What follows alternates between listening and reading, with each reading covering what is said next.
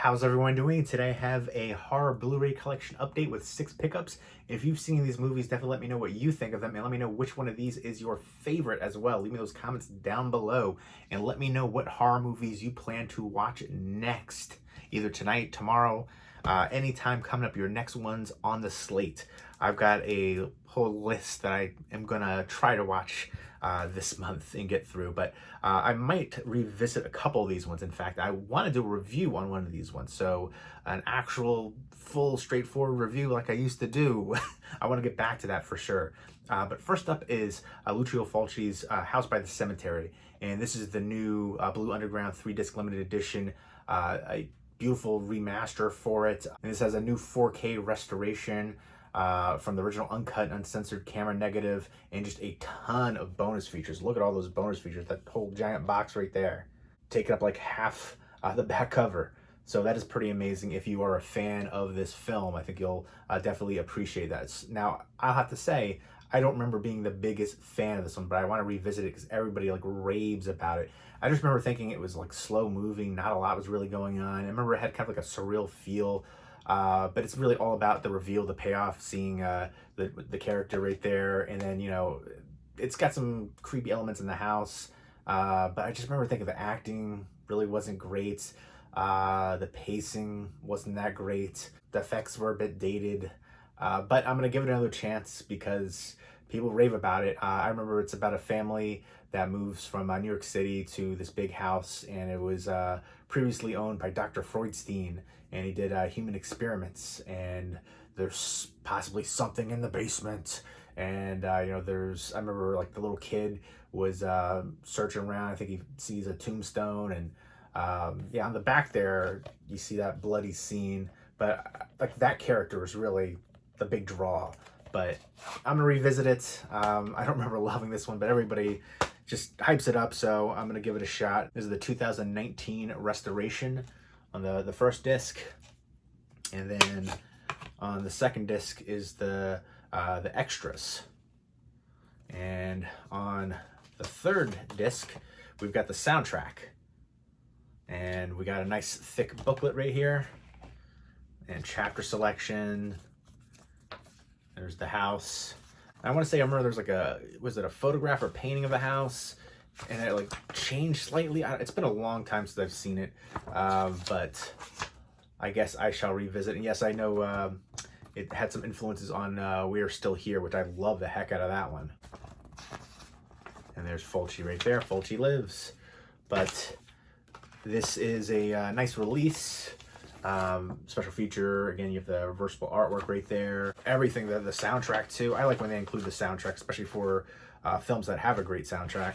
But yeah, let me know what your favorite Lucio Fulci movie is. Let me know what you think of this one in particular. Am I the only one who didn't like it? But again, I'm gonna revisit it. You know, your taste can cultivate and change, not always, but sometimes. And next up is Bliss from Joe Begos. He directed VFW, Almost Human, and Mind's Eye, which I actually have right next to me on my horror shelf over here.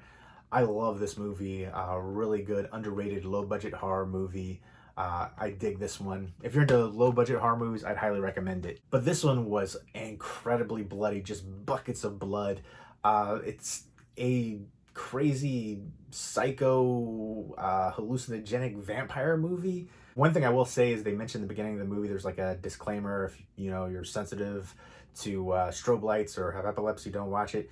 And that is definitely the case. That's like my only real criticism for this movie is the strobe light effect all throughout the movie. It's just so freaking much. I hate strobe lights. I remember going to clubs and stuff, and I don't understand how is that ever I guess if you're on drugs, maybe that does something to you. I don't know, but that was something that was very distracting and unnecessary. I can understand maybe they're trying to show some of the, you know, mind-altering effects of the drugs that she's taking. She's a painter. She's looking for inspiration. She's doing all these drugs, and she takes the drug Bliss, and suddenly she starts craving blood. And the painting is so mind-blowingly amazing, especially towards the end. Love that one. So it's a wild movie about this painter right here. I want to say her name is Des or Desi. It's been a while, but just incredible visuals in here. Just a wild movie. Just so much blood in here, and you know, just drugs and blood and sex and violence. It is a trip. It is over the top, just balls to the wall, and I really can't wait to see what Joe Begos does in the future. VFW I wasn't a big fan of, but I feel like I'm definitely in the minority there. A lot of people love that one. Definitely had like a, you know, grindhouse retro kind of feel, vigilante-esque in some regards. But yeah, to me this one, in mind's eye are definitely my favorites from him. But I would definitely recommend checking this one out. It's an interesting, surreal feel throughout, and just super bloody. Interesting if you want to put it into the vampire genre. Just a really unique take in that regard. But I love the visuals here. My only complaint are the strobe light effect throughout, which I can kind of understand, you know, utilizing it for, you know, showing the effects on your brain and, you know, the psychological regards for that. But I could have done without that personally. It was just too much.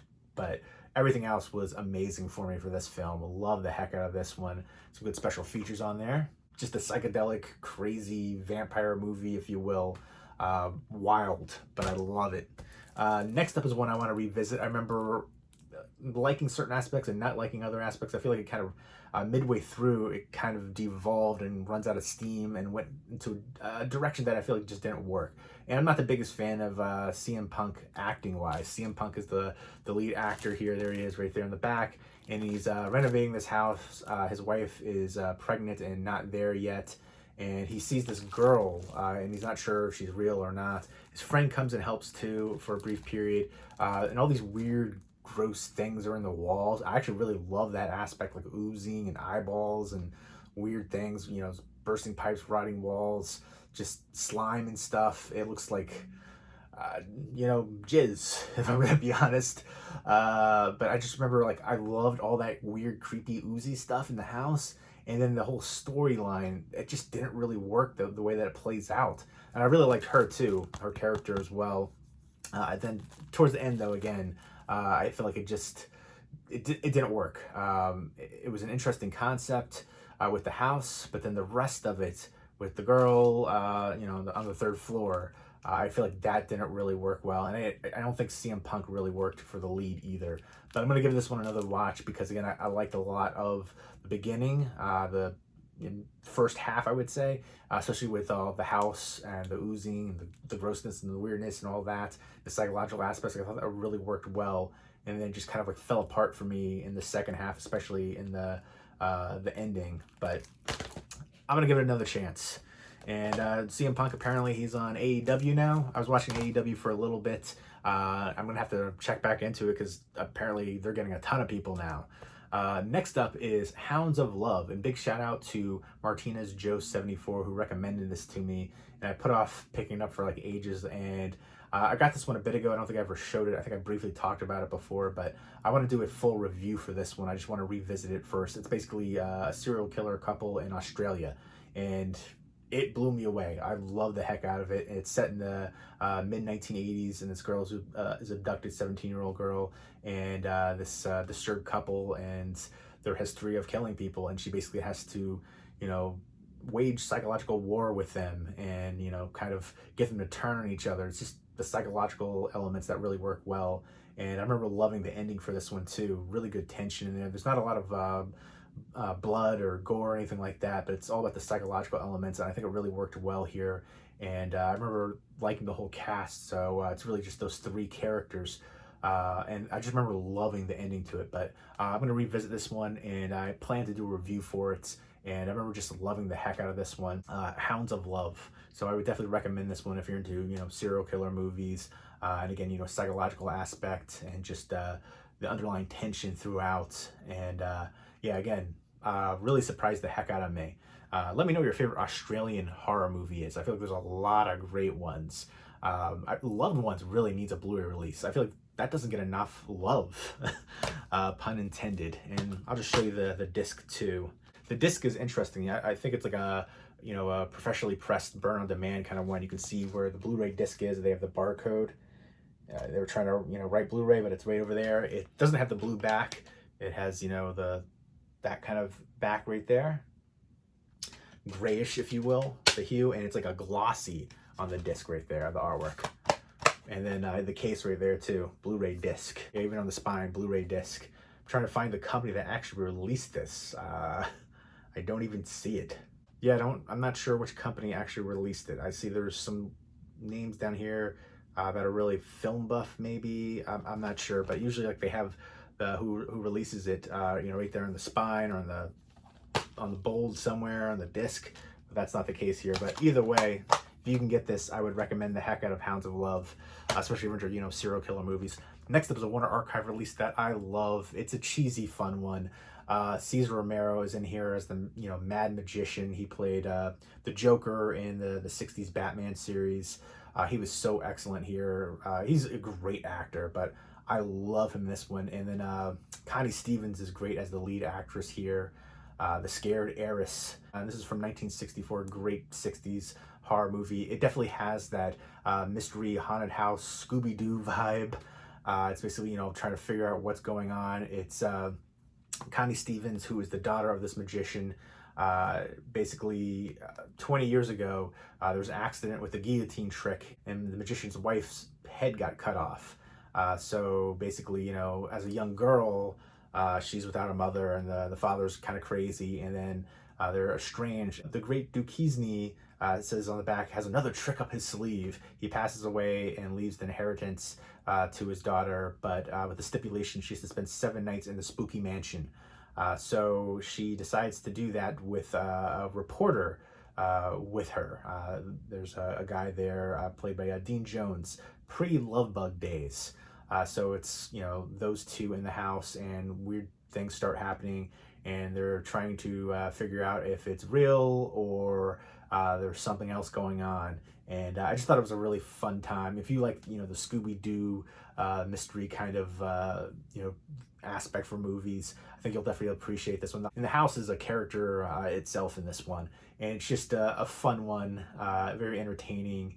It's a little bit cheesy, but I think it really works well. And midway through, there's like a band that plays, which I think works well for the time period too. And there's a few character actors and bit roles here, which I think also lends itself to the enjoyment of this film. But I really enjoyed the heck out of this one.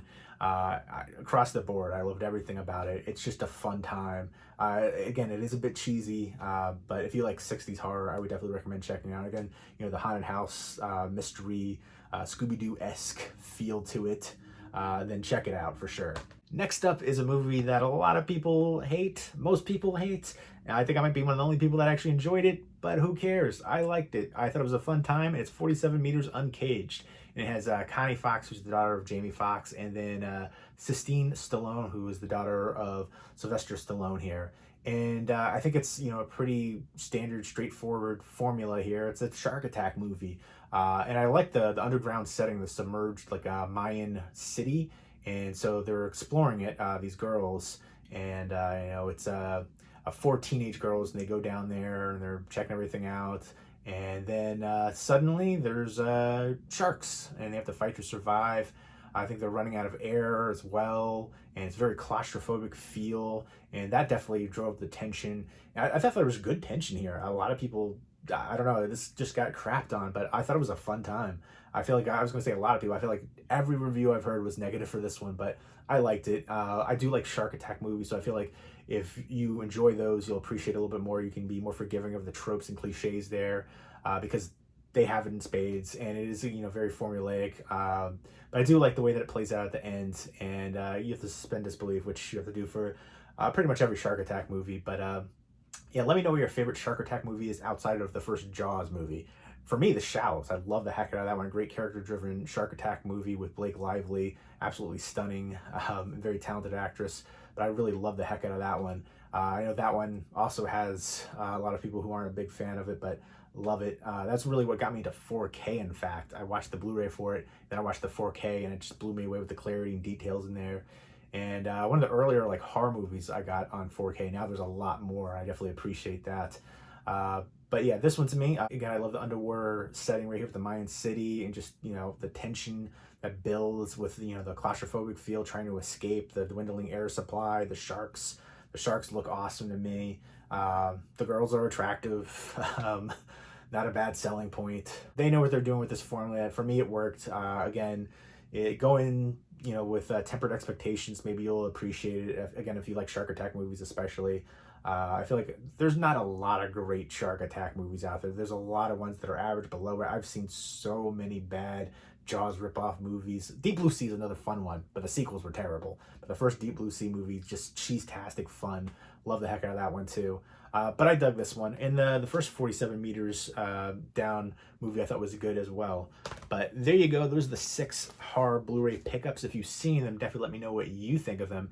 And let me know which one of these is your favorite. So leave me those comments down below. And hope everyone's doing well. Take care. Keep it spooky.